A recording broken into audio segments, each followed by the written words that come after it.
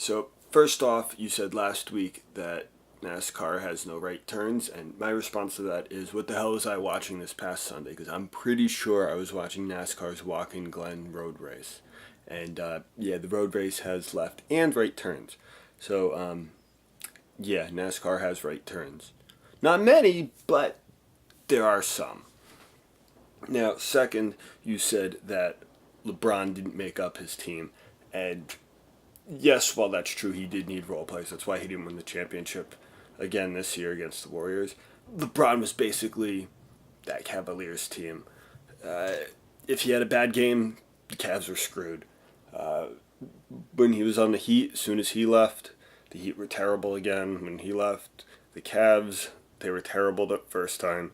I don't know if they'll be terrible again this time, but I'm pretty sure because Kevin Love ain't the answer. Back to NASCAR.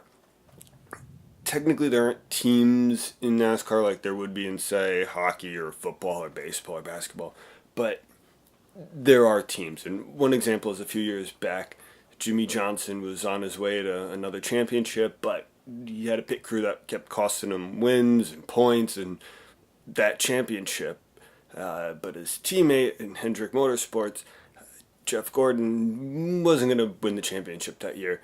So basically, his top of the line crew was switched to Johnson's, and Johnson sent over his pit crew to Gordon so that Johnson could then win that championship.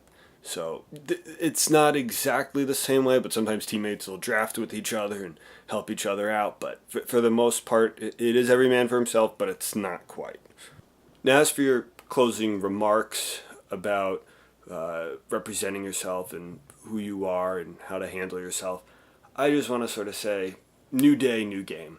That's what my dad would tell me before each sports game I would play.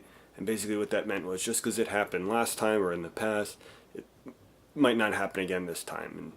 And because things and people change. I mean, superstitions might say otherwise, but for the most part, it's completely new. You can reinvent yourself. Something different can happen. Now, I'm not excusing the people who said what they said on the internet. If they were stupid enough to post it, it's their fault. It's sort of a reason why I don't really have Facebook and Twitter, because I already know who I am as a person. I don't need to hide it. I know I tell terrible jokes and that I've got a quick temper. Everybody knows that who knows me. Now, if Disney did their homework, they would have realized James Gunn had sort of a past like this. I mean, he changed. I mean, you can see from Dave Bautista's comments that he's not happy and that James Gunn is a good person and that he's changed his ways and he's become a better person and he's helping out and people really like him. And just because something happened in the past doesn't mean that they'll continue. Now, some people might say history repeats itself, but I think sometimes we can't really just stay in the past. I'm not dismissing it, but we need to move on, not dwell on it, and try and strive for the better. Now, speaking of better, I'm not really sure who's doing better right now. The Yankees' AL East woes or Johnny Manziel bailing in the Canadian Football League, because both are really bad right now.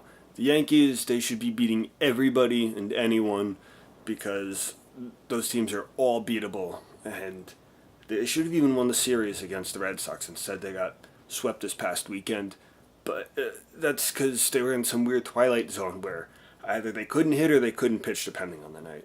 My solution, and my dad as well, bring back Ronald Torreyes. He's the heart and soul of the entire team, and since he's been gone, they really haven't been the same. And when he's there, he's hitting, he's doing it. Get rid of Neil Walker, get rid of Voit. Some of these guys are just taking up space. They need to go. As for Johnny Football, 4 interceptions is not the way to be going.